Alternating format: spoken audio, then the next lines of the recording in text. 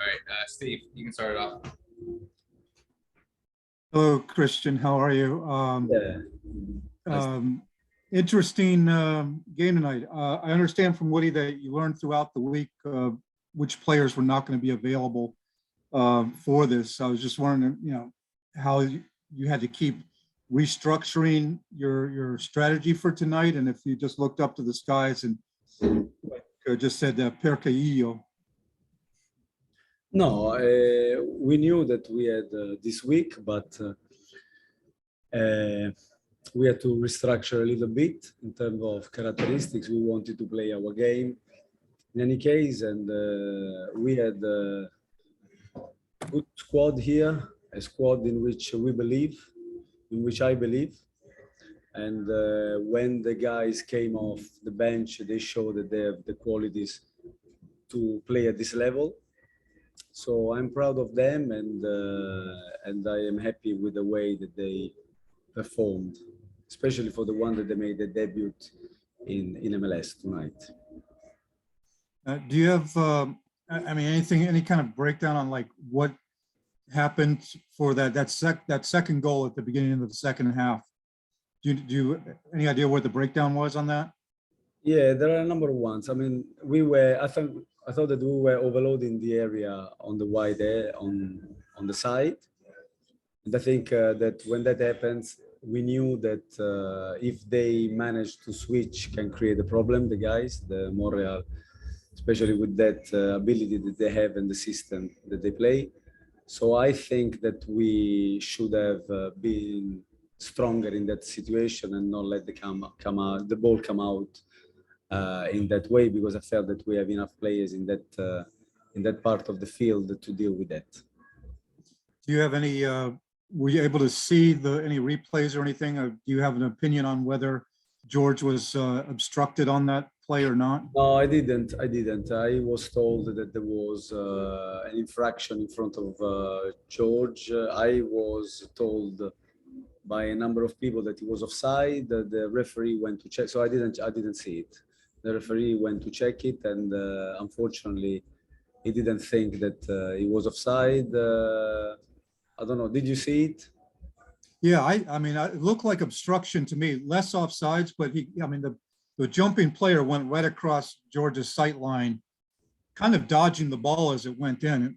In my understanding, that's an obstruction. It interfered with the goalkeeper by being part of the play. That's my interpretation. Obviously, it was not the referees. So yeah, mine doesn't count.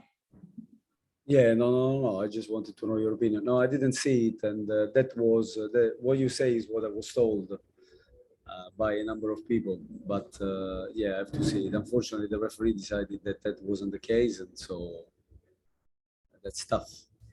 Given the circumstances, what's your overall assessment of the performance tonight by the team under these conditions? Thank you. I think that the boys did well. I would have liked us to play more, because I think that we had the chance to play our game a little bit more. But if we didn't, it's my fault. It's my fault in the sense that maybe I wasn't clear with the players how we needed to play, because of times I felt we went too direct, and I thought that there was room to play a little bit more with the ball in order to advance together and to be higher on the pitch with more players. If we didn't, obviously it's my mistake, because I wasn't clear enough with them. But I'm very proud of them, because they put a big effort. We also had a chance, a couple, I think. Not many, but I don't think they also had a big chance that they missed with the header. And so, but it's one of those games that we could have come out of here with a point. Great, thank you. Sam? Hey, Coach, thank you for talking to us. So first question, what did you say to the boys after the match? I said to the boys that they are, I'm proud of them, because they come here under difficult circumstances, and they did well. They were in the game until the end. Again, I just repeat what I just said, that I would have liked us to play more, because I think we have the capabilities to do so. But if it doesn't happen, we need to keep working, because these things happen. It's a process, but at the same time, to link, to play and then come forward onto the pitch. I would have liked us to play a little bit more, but you also have to take into consideration that Montreal is a good team with good players, well organized, and so we have to take that into consideration as well. Thank you. And out of the players who had their first appearance in the MLS tonight, Yeah, I thought McNeil and Marks had, particularly good games. Can you talk about, what you went over, how you prepared, especially Marks, for having to, play a full 90 minutes for the first time at this level?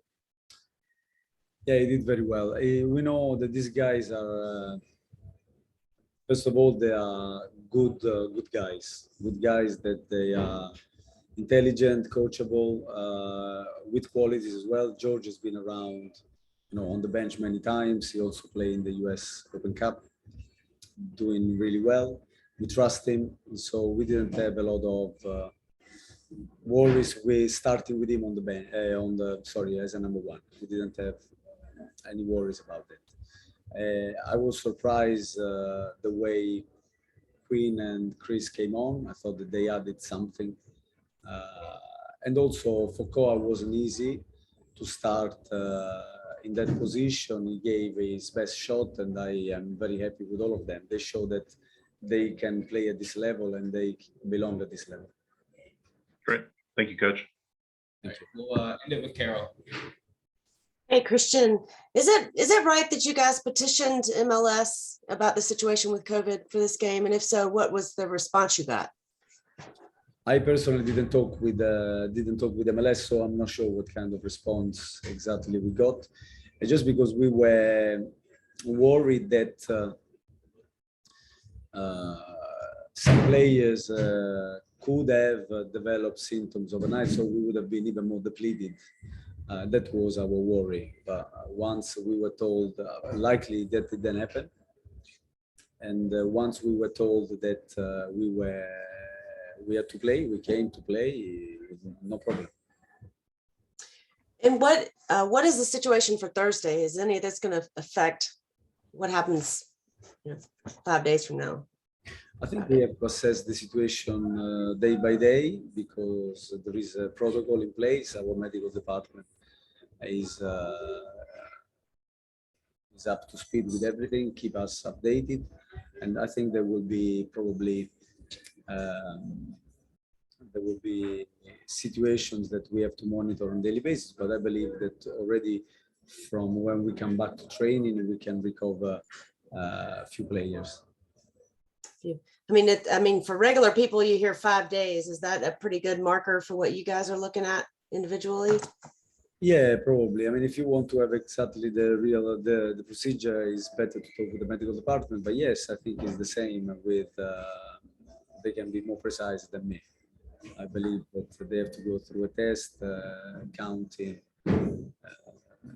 certain cycles of testing, and then they get clear or not. I mean, we follow the procedure that MLS put in place, so that's why we complied, and we left behind some players that they feel good, but by following the procedures, we did what we needed to do. Yeah, that's another question. Like if some guys are symptom free, can they continue to work out on their own? There's a lot of moving parts here. Yeah, I mean, it's a case by case. Most of them, they felt fine, and but I think I don't want to turn this interview into a medical department interview, because maybe it would be better to speak with John McGregor about that. Thank you. All right, guys. Thank you. We'll end it there for Christian. We'll have Claire here shortly. Thank you.